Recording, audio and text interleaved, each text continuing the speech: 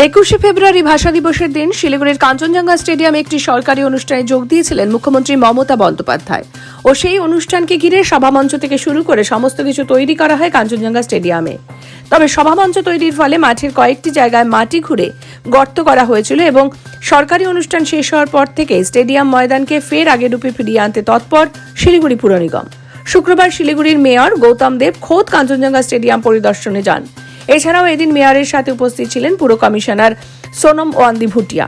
এদিন পুর কমিশনারের সাথে পুরো স্টেডিয়াম ঘুরে দেখেন মেয়র। পাশাপাশি মেয়র জানান কাঞ্চনজঙ্ঘা স্টেডিয়ামকে নতুন রূপে তৈরি করার পরিকল্পনা আগের থেকেই চলছে, তার জন্য অন্যান্য আধিকারিকদের সাথেও পর্যায়ে পর্যায়ে বৈঠক চলছে। তিনি আরও জানান মাঠের গর্তগুলো আজকের মধ্যেই ভরাট করে খুব দ্রুতই মাঠকে আবার আগের রূপে ফিরিয়ে আনা হবে।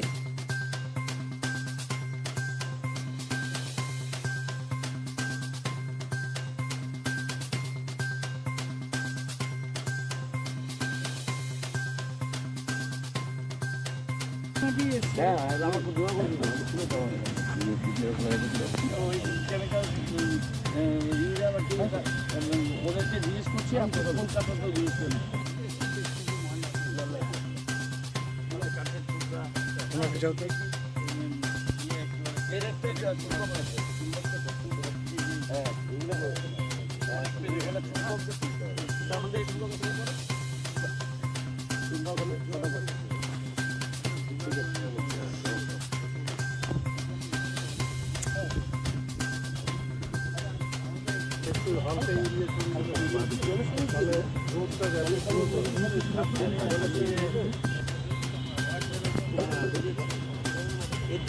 আজকে বলছি না আমি, সেগুলো নিয়ে অনেক ডিটেল আলোচনা হয়েছে আমাদের।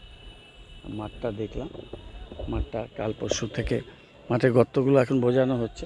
আজকের মধ্যে হোপফুলি মাঠটা ক্লিয়ার হয়ে যাবে। ক্লিয়ার হয়ে গেলে আমরা মাঠটা আগের অবস্থায় ফিরিয়ে নিয়ে আসার যা প্রক্রিয়া সেটা স্টার্ট করব।